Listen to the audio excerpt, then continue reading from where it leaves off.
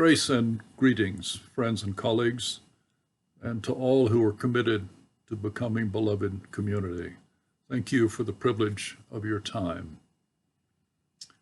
I would like to share some excitement and the good energy of a dedicated group of people who have worked to make this convention a special one, a convention which will call us into new challenges and new blessings.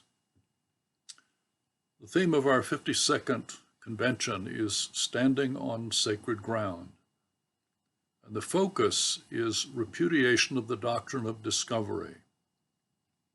Some of you may remember that we learned about the doctrine of discovery years ago.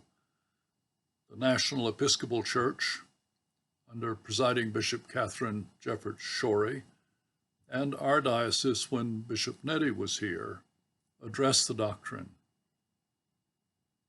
In short explanation, the doctrine of discovery is the principle which legitimized colonization and domination of cultures outside Europe. It was permission to seize the lands of indigenous peoples in the name of Christ. In our country, it was the foundation for the doctrine of manifest destiny. But this all began in Rome at the hands of Pope Nicholas V in 1452. And its purpose was, quote, to dominate Saracens and pagans. Alexander VI in 1493 expanded permission for Spain and Portugal to claim land and for, again a quote, barbarous nations to be overthrown and brought to the faith itself. In other words, evangelism by force. In this country, in 1792, Thomas Jefferson claimed that the doctrine of discovery was international law. And Chief Justice John Marshall in 1823 allowed the U.S. to claim territory belonging to sovereign nations as we marched west. And the doctrine has been used since to invalidate or ignore native land in favor of modern government's dreams. Particularly egregious is the practice of removing indigenous children from their homes and families and transporting them sometimes hundreds of miles away to what were called boarding schools. They were not what Americans usually think of as boarding schools, but were in fact assimilation camps where children were effectively incarcerated, forbidden to speak their native language or wear traditional dress, and compelled to learn English. They were deprived of food as disciplinary measures, and they were often abused, as if taking them from their homes and family was not abuse enough. Now, there were no Episcopal boarding schools in Eastern Oregon, but they were here under other church and governmental management. September 30th, by the way, is Orange Shirt Day. That's why I'm wearing orange for this broadcast.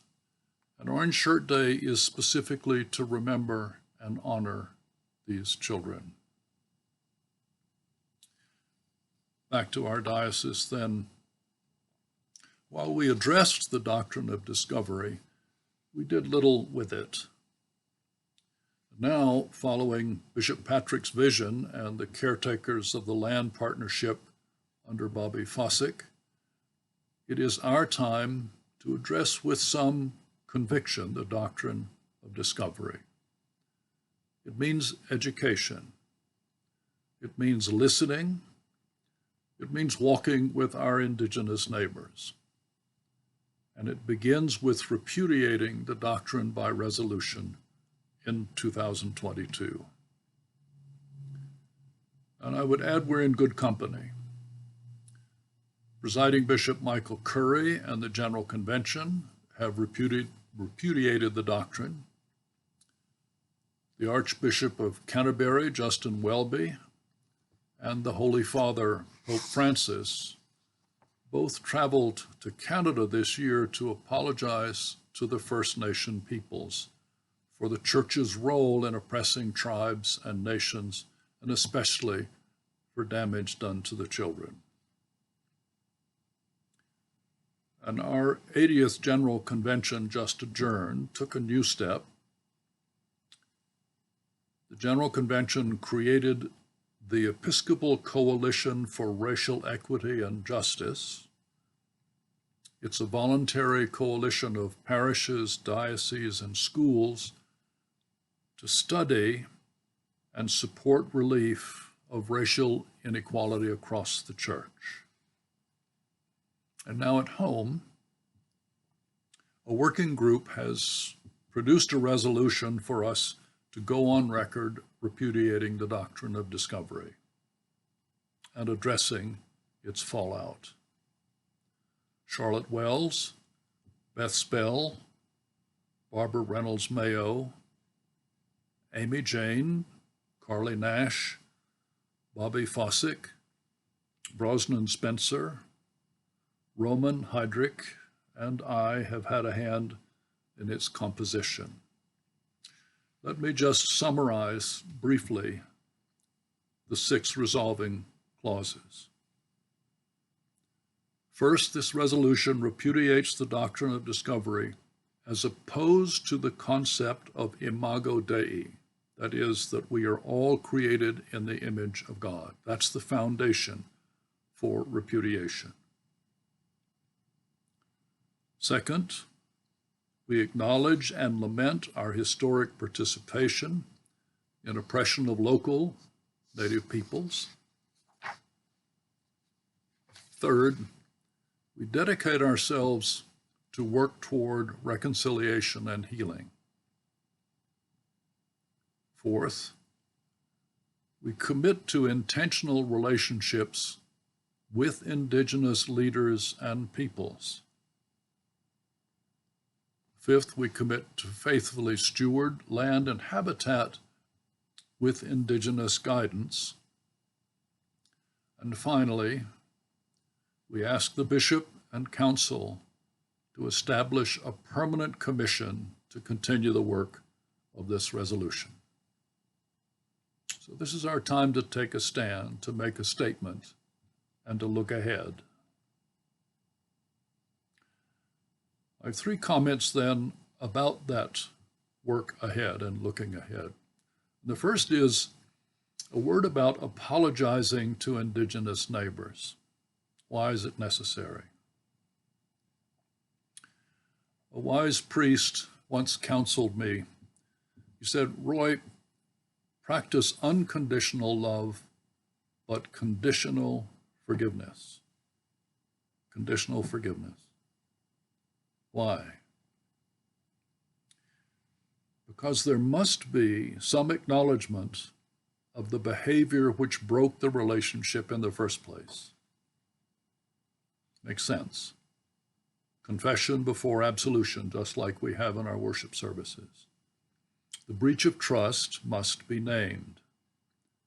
If it isn't, if there's no acknowledgement of what went wrong, of what broke the relationship, then the offended party is discounted, robbed of dignity, and forgiveness is meaningless, robbed of its power. For things to be set right, what broke the relationship needs to be acknowledged and then forgiveness given. Unconditional love, conditional forgiveness. Second comment, a word about reparation and what it might mean. Reparation is a hot term nowadays. It draws a lot of attention. It makes people nervous.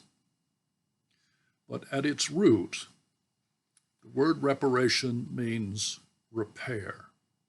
Repair. It means to mend.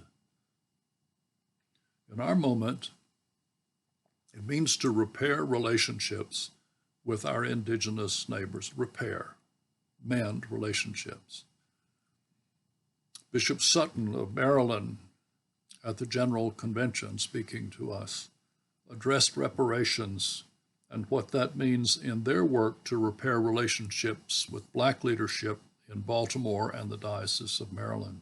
I remember well his words. Bishop Sutton said, reparation means walking together in justice. Walking together in justice. Fitting words as we look not back, as we look ahead, walking together in justice. And third, friends, there are blessings. There are real blessings on the way ahead. Blessings for us, hopefully blessings for our neighbors, but real blessings. While the repudiation of the doctrine of discovery is a first step, certainly it's not a homecoming. As we walk with our neighbors in justice, walk ahead, as we walk in beauty, there will be blessings for us all. Challenges, yes, but guaranteed blessings. And we will be living up to our commitment to building beloved community. I hope this is encouraging to your energy for convention and for our life as we move after convention, as we take this next step, first step, to becoming beloved community. Grace and peace, and thank you.